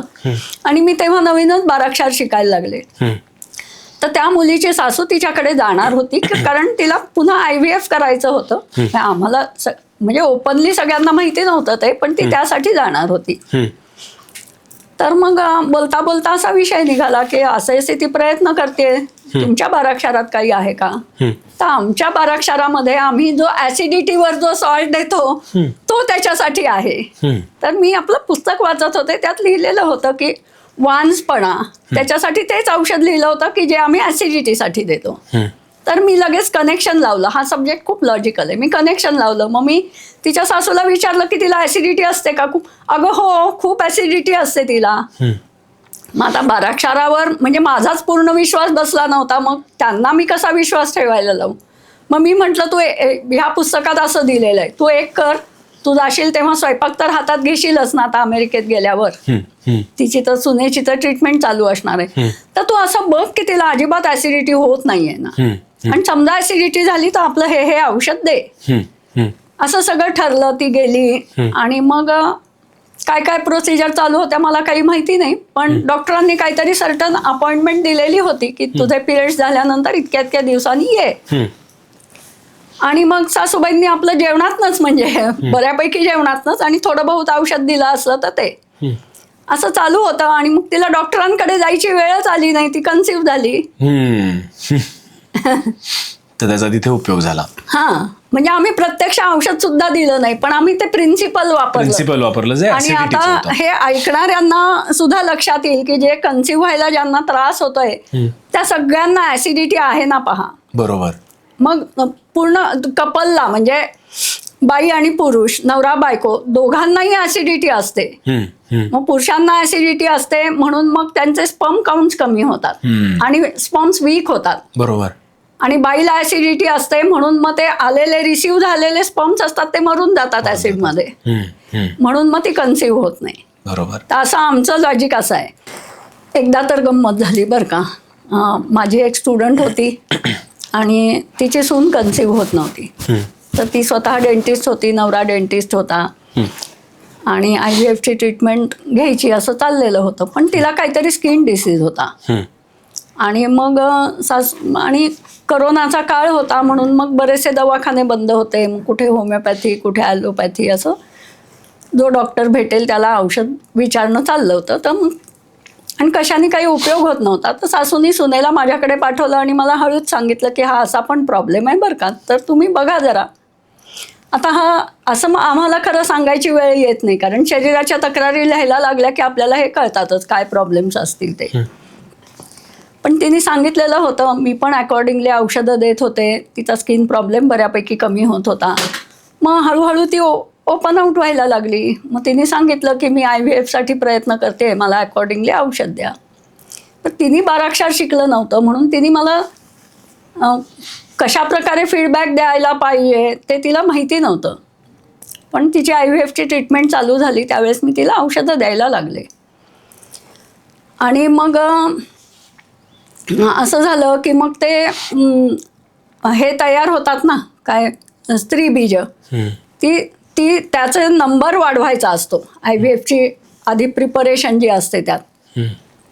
तर ते बीजांड असतात ते तिच्या वयाला किंवा तिच्या तब्येतीला डॉक्टरांना वाटलं होतं की ते 4-5च मिळतील आपल्याला. पण आपली औषधं चालू होती तर 8-9 मिळाले आणि सगळे हेल्दी होते. आणि मग ते सगळे प्रिझर्व करून ठेवतात आणि एकेका वेळेस 2-2, 3-3 वापरतात. मग ते एकदाच काढलेले असतात ते 3दा वापरायला होतात. मग ती माझ्याकडे आली आणि मग तिने मला सांगितलं की आता हे सगळे काढून ठेवलेले आहेत आणि 9 मिळाले, सगळे हेल्दी आहेत, आय एम व्हेरी हॅपी. आणि मी डॉक्टरांना असं सांगितलं की एकेका वेळेस तुम्ही 2-2च इन्सर्ट करा. मग मला वर्षभर हे नक्की पुरणार, आता मला पुन्हा एकदा ह्याच्या थ्रू जावं लागणार नाही. आणि मग ज्यावेळेस ते इन्सर्शनचं प्रोसिजर होणार होती त्याच्या थोडं एखाद महिना आधी तिने मला असं सांगितलं की माझ्या मिस्टरांचा पण स्पर्म काउंट कमी आहे. ते जर तिने आधीच म्हटलं असतं तर मग इथपर्यंत वेळच आली नसती.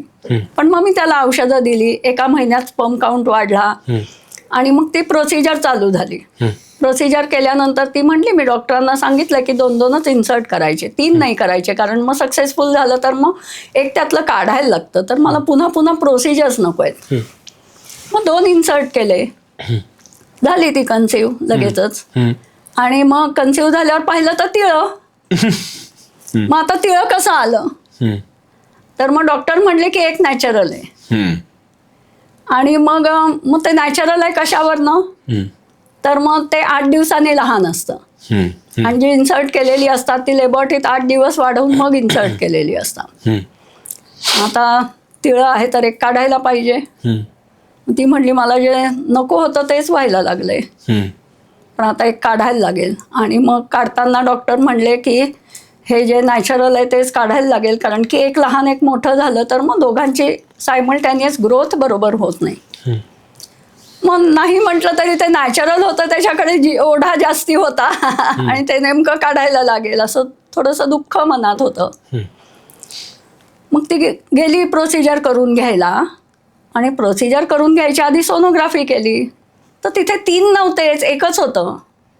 आणि ते नॅचरल जे होतं तेच राहिलेलं होतं आणि ती 2 ऑटोमॅटिकलीच निघून गेलेली होती, ती अबॉर्टच झाली.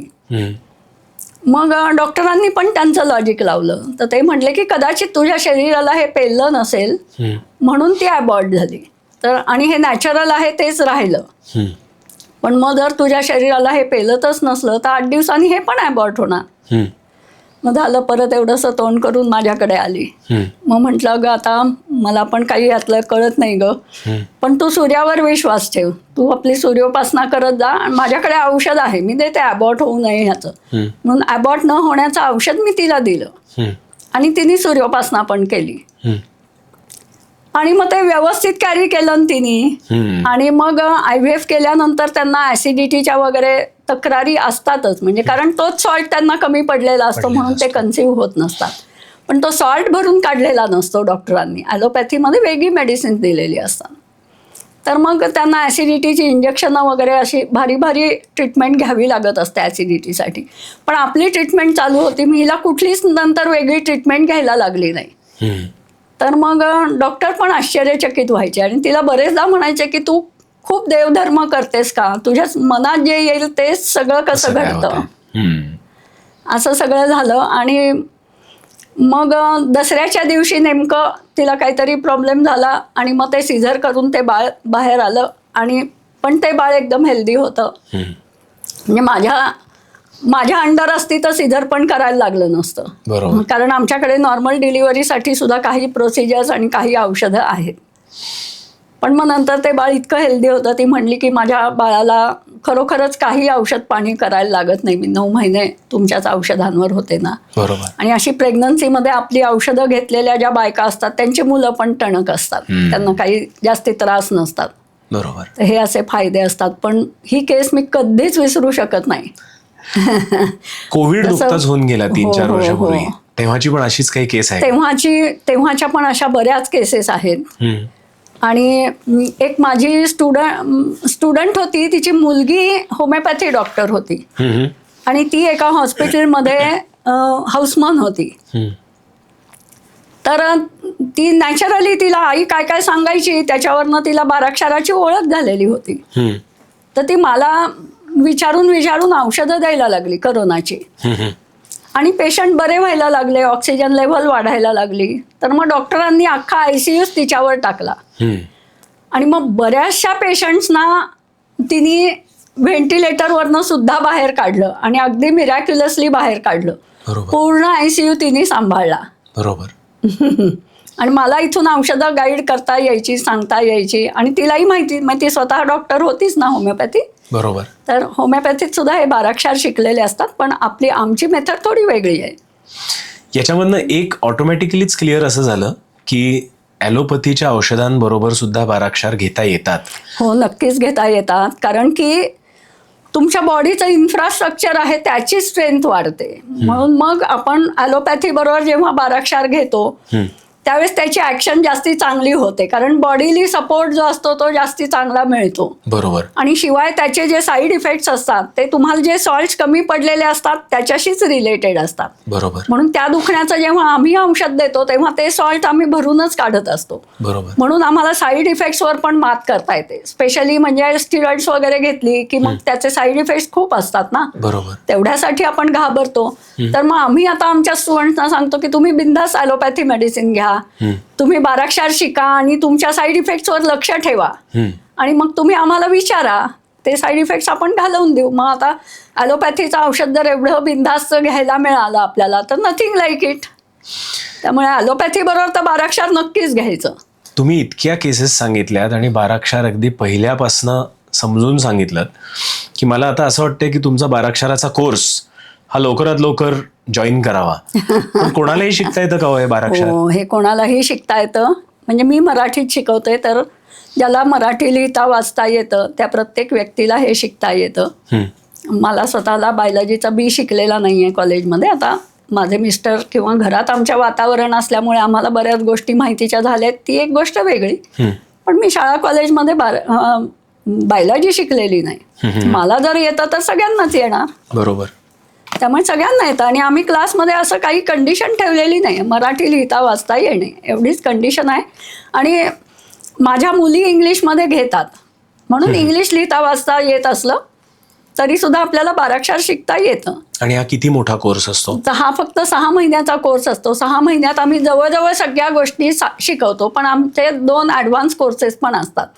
तर जे आमच्या दृष्टीने मोठे मोठे त्या काळातले सायंटिस्ट आहेत जे आता हा शुझलर डॉक्टरांचा शोध आहे, तर त्यांच्याबरोबर काम करणारे जे सायंटिस्ट आहेत, बोरिक वगैरे, त्यांनी जी पुस्तकं लिहिली आहेत ती आम्ही वाचतो. म्हणजे मग आम्ही आमच्या स्टुडंट्सना इंडिपेंडंट करतो आणि त्यांचे काय वे ऑफ थॉट्स होते आणि आपण आता त्यातले काय काय आणि का बदललेत हे सगळं आम्हाला समजावून सांगता येतं. आणि एक पळसुल्यांचं पुस्तक आहे, जीवन रसायन चिकित्साशास्त्र. हे पळसुल्यांचं पुस्तक 100 वर्षापूर्वीचं आहे आणि जवळजवळ 12 वापरणाऱ्या प्रत्येकाकडे हेच पुस्तक असतं रेफरन्सला आणि ते खूप सुंदर पुस्तक आहे. तर ते 1 वर्ष वाचतो आम्ही आणि 1 वर्ष बोरिकचं पुस्तक, असं 2 वर्षाचे ॲडव्हान्स कोर्सेस असतात, 1 वर्षाचे 2. बरोबर. ते आम्ही घेतो आणि मग ती पुस्तकं कशी रेफर करायची, आपण काय चेंजेस करायचे आणि औषधं द्यायची कशी, हे त्याच्यातनं शिकता येतं. मग आमची वेगळी वेगळी वर्कशॉप्स असतात, जसं का कन्सेप्शन, प्रेग्नन्सी, डिलिव्हरी आणि पोस्टपार्टम असे हे 4 जे भाग असतात त्याचं एक वर्कशॉप असतं.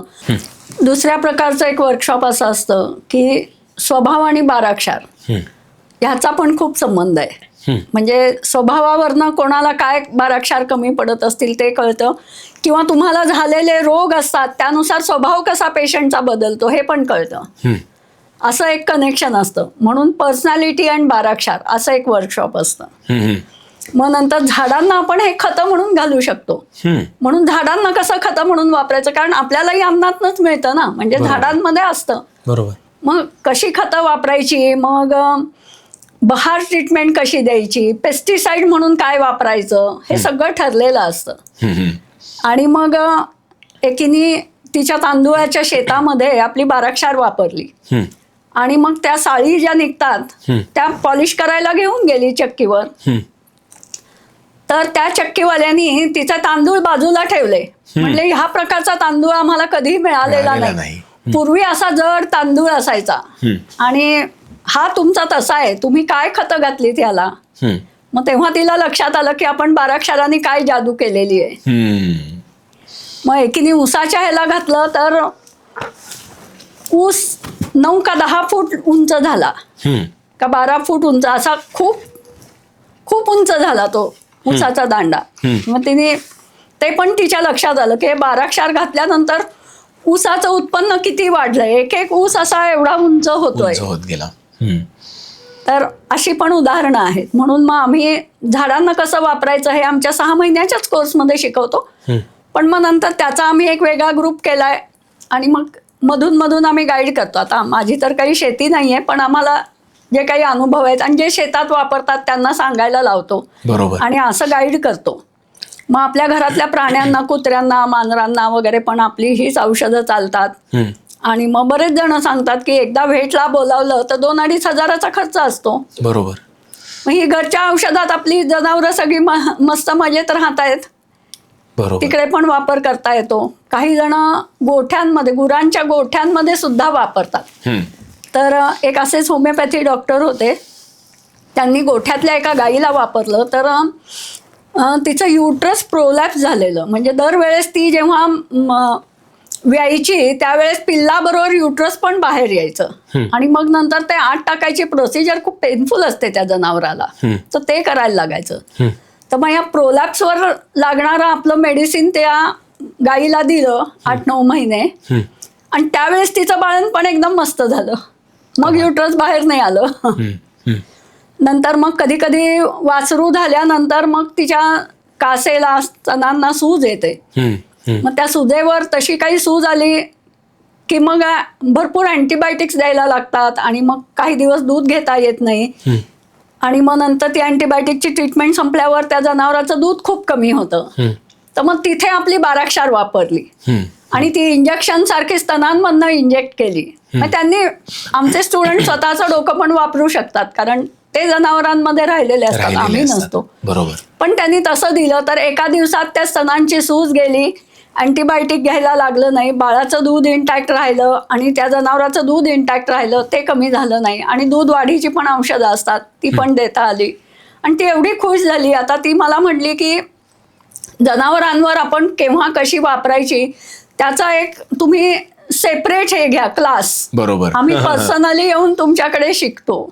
याचा अर्थ जसं ॲलोपॅथी बरोबर बाराक्षार वापरता येतात तसंच तुम्ही आत्ताच उत्तर दिलं की बाराक्षराचे साईड इफेक्ट्स देखील काही नाही आहेत. काही नाही आहेत साईड इफेक्ट. कारण की कदाचित शरीर जितके पाहिजे तेवढे क्षार घेत असेल आणि जे नको असेल ते बाहेर पडतात. करेक्ट. म्हणजे आम्ही असं सांगतो की आता हे बाराक्षार काम कसं करतं तर एक मॅग्नेटचं छान एक्झाम्पल आहे. एक पोतं भरून मी आयर्न फायलिंग्स ठेवले आणि माझ्या हातात एक मॅग्नेट आहे.